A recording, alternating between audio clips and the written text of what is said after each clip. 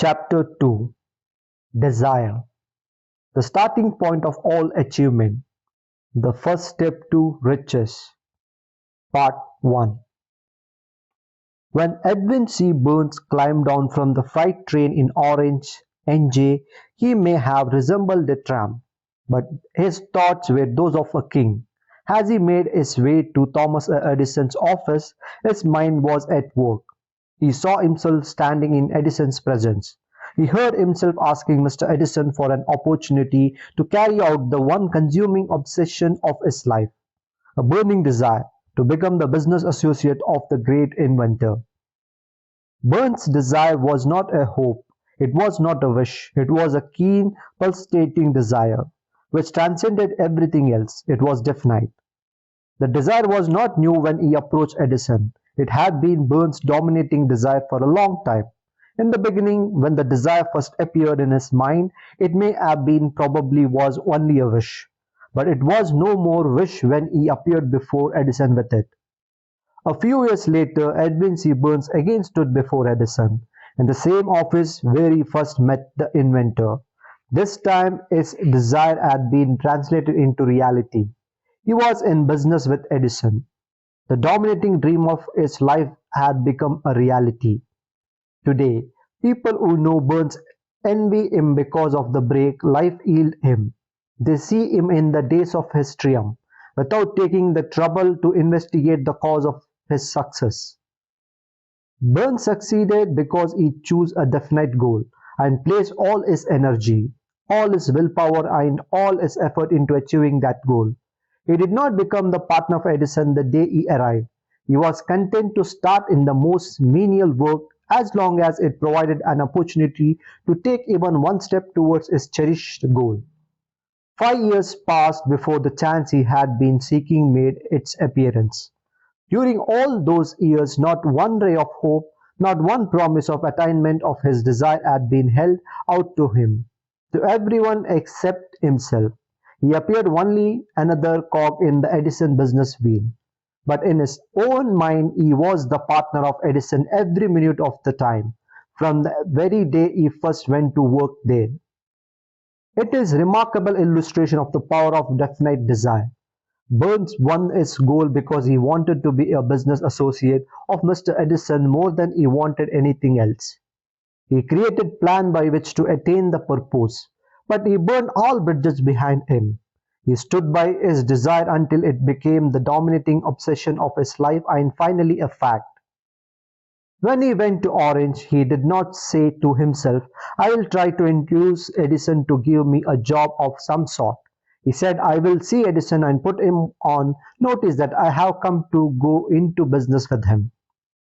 He did not say, I will work there for a few months, and if I get no encouragement, I will quit and get a job somewhere else. He did say, I will start anywhere. I will do anything Edison tells me to do. But before I am through, I will be his associate. He did not say, I will keep my eyes open for another opportunity, in case I fail to get what I want in the Edison organization. He said, there is but one thing in this world I am determined to have, and that is a business association with Thomas Edison. I will burn all bridges behind me and stake my entire future on my ability to get what I want. He left himself no possible way of retreat. He had to win or perish. That is all there is to the Burns story of success. A long while ago, a great warrior had to make a decision which ensured his success on the battlefield. He was about to send his armies against a powerful foe, whose men outnumbered his own. He loaded his soldiers into boats, sailed into the enemy's country, unloaded soldiers and equipment, then gave the order to burn the ship that had carried them. Addressing his men before the first battle, he said, You see the boats going up in the smoke. That means that we cannot leave these shores alive unless we win. We now have no choice. We win or we perish. They won. Every person who wins in any undertaking must be willing to burn his ships and cut all sources of retreat. Only by so doing can one be sure of maintaining that state of mind known as burning desire to win, essential to success. The morning after the Great Chicago Fire, a group of merchants stood on State Street. looking at the smoking remains of what had been their stores. They went into conference to decide if they would try to rebuild or leave Chicago and start over in a more promising part of the country. They reached a decision, all except one, to leave Chicago. The merchant who decided to stay and rebuild pointed a finger at the remains of his store and said, "Gentlemen, on that very spot I will build the world's greatest store, no matter how many times it may burn down." The store was built, it stands there today, a towering monument to the power of that state of mind known as burning desire. The easy thing for Marshall Field to have done would have been exactly what his fellow merchants did. When the going was hard and the future looked dismal, they pulled up and went where the going seemed easier. Mark well this difference between Marshall Field and the other merchants, because it is the same difference that distinguished Edwin C. Burns from thousands of other young men who have worked in the Edison organization. It is the same difference that distinguishes practically all who succeed from those who fail. Every human being who understands the purpose of money wishes for it. Wishing will not bring riches, but desiring riches with a state of mind that becomes an obsession, then planning definite ways and means to acquire riches, and backing those plans with persistence which does not recognize failure, will bring riches. The method by which desire for riches can be transmuted into financial equivalent consists of 6 definite practical steps. Number 1. Fix in your mind that exact amount of money you desire. It is not sufficient merely to say, "I want plenty of money." Be definite as to the amount. There is a psychological reason for definiteness which will be described in a subsequent chapter. Number 2. Determine exactly what you intend to give in return for the money you desire. There is no such reality as something for nothing. Number 3. Establish a definite date when you intend to possess the money you desire. Number 4. Create a definite plan for carrying out your desire and begin at once, whether you are ready or not, to put this plan into action. Number 5. Write out a clear, concise statement of the amount of money you intend to acquire. Name the time limit for its acquisition. State what you intend to give in return for the money, and describe clearly the plan through which you intend to accumulate it. Number 6. Read your written statement aloud twice daily, once just before retiring at night, and once after rising in the morning. As you read, see and feel and believe yourself already in possession of the money. It is important that you follow the instruction described in these 6 steps. It is especially important that you observe and follow the instruction in the 6th paragraph. You may complain that it is impossible for you to see yourself in possession of money before actually have it. Here is where a burning desire will come to your aid. If you truly desire money so keenly that your desire is an obsession, you will have no difficulty in convincing yourself that you will acquire it. The object is to want money and to become so determined to have in that you convince yourself you will have it. Only those who become money conscious ever accumulate great riches. Money consciousness means that the mind has become so truly saturated with the desire for money that one can see oneself already in possession of it. To those who have not been schooled in the working principle of the human mind, these instructions may appear impractical. It may be helpful to all who fail to recognize the soundness of the 6 steps, to know that the information they convey was received from Andrew Carnegie, who began as an ordinary laborer in the steel mills. Despite his humble beginning, Carnegie managed to make these principles yield him a fortune of considerable more than $100 million. It may be a further help to know that the 6 steps recommended here were carefully scrutinized by Thomas Edison. He placed his stamp of approval upon them as being not only the steps essential for the accumulation of money, but also for the attainment of any definite goal. The steps call for no hard labor. They call for no sacrifice. They do not require one to become ridiculous or credulous. To apply them calls for no great amount of education. But the successful application of the 6 steps does call for sufficient imagination to enable one to see and to understand that accumulation of money cannot be left to chance, good fortune, and luck. One must realize that all who have accumulated great fortunes first did a certain amount of dreaming, hoping, wishing, desiring, and planning before they acquired money. You may as well know also that every great leader from the dawn of civilization down to the present was a dreamer. If you do not see great riches in your imagination, you will never see them in your bank balance. Never has there been so great an opportunity for practical dreamers as now exists. We who are in this race for riches should be encouraged to know that this dynamic world in which we live is demanding new ideas, new ways of doing things, new leaders, new inventions, new methods of teaching, new methods of marketing, new books, new literature, new application for computers, new cures for disease, and new approaches to every aspect of business and life. Behind this demand for new and better things, there is one quality one must possess to win, and that is definiteness of purpose. The knowledge of what one wants and burning desire to possess it. To accomplish this requires practical dreamers who can and will put their dreams into action. The practical dreamers have always been and always will be the pattern makers of civilization. We who desire to accumulate riches should remember that the real leaders of the world have always been people who harnessed and put into practical use the intangible, unseen forces of unborn opportunity. They have converted those forces or impulses of thought into skyscrapers, cities, factories, aeroplanes, cars, better health care, and every form of convenience that makes life more pleasant. Tolerance and an open mind are practical necessities for the dreamer of today. Those who are afraid of new ideas are doomed before they start. Never has there been a time more favorable to pioneers than the present. There is a vast business, financial, and industrial world to be remolded and redirected along new and better lines. In planning to acquire your share of the riches, let no one influence you to scorn the dreamer.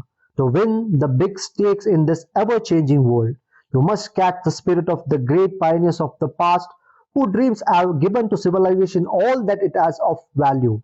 The spirit which serves as the lifeblood of our society, your opportunity and mine. To develop and market our talents, let us not forget Columbus dreamed of unknown world, staked his life on the existence of such a world, and discovered it. Copernicus, the great astronomer, dreamed of a multiplicity of worlds and revealed them. No one denounced him as impractical after he has triumphed. Instead, the world worshipped at his shrine, thus proving once more that success requires no apologies, failure permits no alibis. If the thing you wish to do is right and you believe in it, go ahead and do it. Put your dreams across, and never mind what they say if you meet with temporary defeat, for they perhaps do not know that every failure brings within the seed of an equivalent success. Henry Ford, poor and uneducated, dreamed of a horseless carriage. He went to work with what tools he possessed, without waiting for opportunity to favor him. And now evidence of his dream belts the entire earth.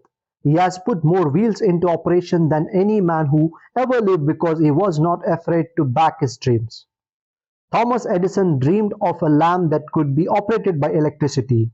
Despite more than 10,000 failures, he stood by that dream until he made it physically reality. Practical dreamers do not quit. Lincoln dreamt of freedom for the black slaves, put his dream into action, and barely missed living to see an united North and South translate his dream into reality. The Wright brothers dreamt of a machine that would fly through the air. Now one may see evidence all over the world that they dreamt soundly. Marconi dreamt of a system for harnessing the intangible forces of the ether. Evidence that he did not dream in a vein may be found in every radio, TV, and cell phone in the world.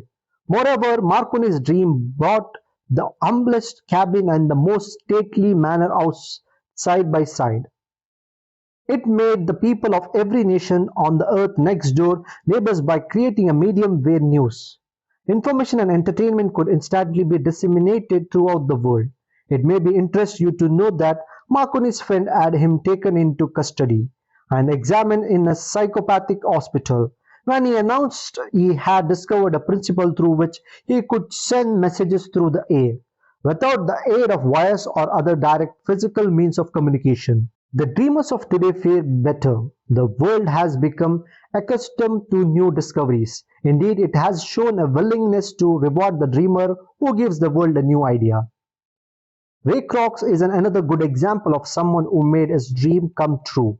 Kroc was a salesman of milkshake mixers. Most of his customers, restaurants and diners, purchased one or two units. When he received an order for 8 mixers from a small food outlet in San Bernardino, California, he decided to visit them and see how they could sell so many shakes. It was the busiest restaurant he had ever seen. The owners, the McDonald brothers, offered a very limited menu: hamburger, cheeseburger, French fries, shakes, and soft drinks, all at the lowest price in the area. Kroc saw an opportunity. If he could open a chain of these restaurants, each as productive and profitable as this, money would flow in. He proposed the idea to the McDonald brothers and agreed to implement it. Within a few years, McDonald's not only became the top-selling food outlet in the country but created the fast food industry. Kroc later bought out the McDonald's brothers and expanded the business into an international phenomenon, making him one of the richest men of his time. The world is filled with an abundance of opportunity, which the dreamers of the past never knew. A burning desire to be and to do is the starting point from which the dreamer must take off. Dreamers are not born of indifference, laziness, or lack of ambition. The world no longer scoffs at dreamers, nor calls them impractical. Remember, too, that all who succeeded in life get off to a bad start and pass through many heartbreaking struggles before they arrive. The turning point in the lives of those who succeeded usually comes at the moment of some crisis through which they are introduced to their other slaves. John Bunyan wrote the Pilgrim's Progress after he had been confined in prison and sorely punished because of his religious views. O. Henry discovered the genius that slept within his brain after he had met with a great misfortune and was confined in a prison cell in Columbus. Oyo, being forced through misfortune to become acquainted with his other self and to use his imagination, he discovered himself to be a great author instead of a miserable criminal and outcast. Strange and varied are the ways of life, and stranger still are the ways of infinite intelligence, through which people are sometimes forced to undergo all sorts of punishment before discovering their own brains and their own capacity to create useful ideas through imagination. Edison, the world's greatest inventor and scientist, was a part-time telegraph operator. He failed innumerable times before he was driven. Finally, to the discovery of the genius that slept within his brain, Charles Dickens began by pasting labels on blacking pots. The tragedy of his first love penetrated the depths of his soul and converted him into one of the world's truly great authors. Disappointment over love affairs generally has the effect of driving people to drink and ruin. This is because most people never learn the art of transmuting their strongest emotion into dreams of constructive nature. Helen Keller became deaf, dumb, and blind shortly after birth. Despite her great misfortune, her name is written indelibly in the pages of history of the great. Her entire life served as evidence that no one is ever defeated until defeat has been accepted as a reality. Robert Burns was an illiterate country lad. He was cursed by poverty and grew up to be drunken. The world was made better for his having lived because he clothed beautiful thoughts in poetry, thereby plucking a thorn and planting a rose in its place. Booker T. Washington was born in slavery, handicapped by race and color because he was tolerant, had an open mind at all times, on all subjects, and was a dreamer. He left his impress for a good on an entire race.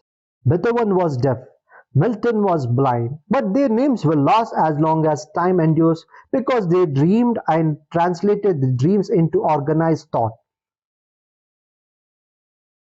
Arnold Schwarzenegger is another person who converted his desire into action and achievement. He first came into the public eyes as a Mr. Universe, a glorified weightlifter. But Schwarzenegger was not a typical muscle man. He was a man with dreams and goals. He achieved them by becoming a wealthy businessman. one of the highest paid movie stars and eventually governor of California. Born and raised in Austria, as a child he began training a weightlifter. At 18 he won his first bodybuilding contest and the first of 5 consecutive Mr. Universe titles. He emigrated to the United States and continued winning similar contests. Although he had accomplished more than any other person in the art of bodybuilding, it was no longer a challenge. He sought other areas where he could use his talents. His training in physical development taught him that there was a need of knowledge about physical fitness. He had that knowledge and wanted to share it.